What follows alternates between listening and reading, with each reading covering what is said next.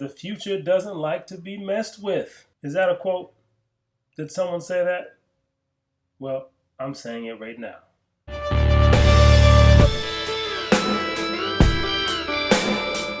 The future, the future of finance, the future of payment channels, payment systems, the future of money is cryptocurrency. We cannot argue that whatsoever. It's apparent that that's where things are going. Just 20 years ago, it was normal to pay for things with cash. Just 10 years ago, it was normal to still go into a store and buy things. Today, things have changed quite a bit. Not only do we not use cash hardly ever anymore, there was an article put out several months ago that said that less than 2% of Americans regularly use cash to go shopping.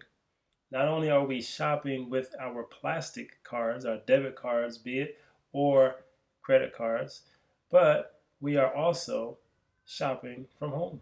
If you disagree, you have lost your mind, or your head has been under a rock for quite a long time. Cryptocurrency is the way that things are going in this world. Here's a simple article that speaks to it as well. We know that adoption of Bitcoin is a slow process, but we can put on our futuristic goggles and we can look ahead and see where things are going. This is going to become more and more accepted, more and more ubiquitous. It is going to take complete control of what we know as normal. Normal being the way we pay for things, the way we purchase things, the way we sell things. It's all going to be centered around this idea of cryptocurrencies, whether it be Bitcoin or other cryptos. This is how the world is going to move along. Pretty soon, these cards will be a thing of the past. We'll probably be using our phones or electronic devices to make payments and receive payments from others, just as we do with things like Cash App, except we'll be using more and more cryptocurrency. This article shows how four random, or I don't know if they're random, but four selected business owners that have been accepting Bitcoin payments for their goods and services over the last few years have seen a stark increase in customers that have used cryptocurrencies, and it has increased their business quite a bit. It's increased their new customers over 40% or so. Now, it goes on to mention that this opportunity is definitely not slowing down. This opportunity, now it goes on to talk about the pandemic and that there's an increase in online shopping. This online shopping lends itself to cryptocurrency payments because individuals can't use cash and may be uncomfortable with relinquishing their credit card information over the web, falling prey to identity theft.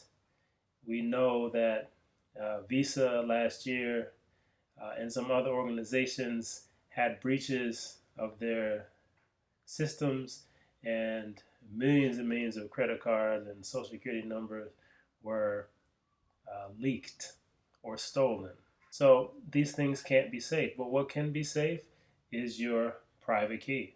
Your private key that controls your cryptocurrency, whether it be Bitcoin, Ethereum, or whatever. These are ways that our security can be ensured. Now, there's another article I wanted to point out, and it's talking about Bitcoin. Bitcoin risks having a pullback in Q4. Well, it's had some sharp rejections at 11,000. It hasn't been able to consolidate around 11,000 in quite a few days.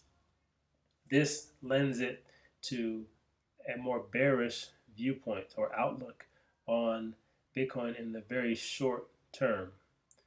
Now, in the long term, of course, I'm totally bullish, but in the short term, I think I'm quite bearish because if I continue to look at where the nation is heading in the next couple of months, the uncertainty is massive.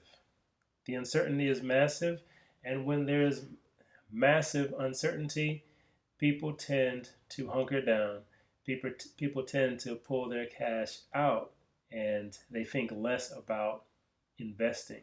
They think less about buying Bitcoin in the midst of a potential panic. Now, of course, we're talking about this pandemic, and on top of that, we're talking about the possibilities for either re-election or election of a new president. That uncertainty, and coupling that with the fact that Bitcoin has not been able to solidify a position above 11,000, this looks like the perfect storm for a potential downturn in the short term. What do you think? Am I completely crazy? If you think so, let me know in the comments. I'd love to hear from you. And as always, stay smart, stay in the black.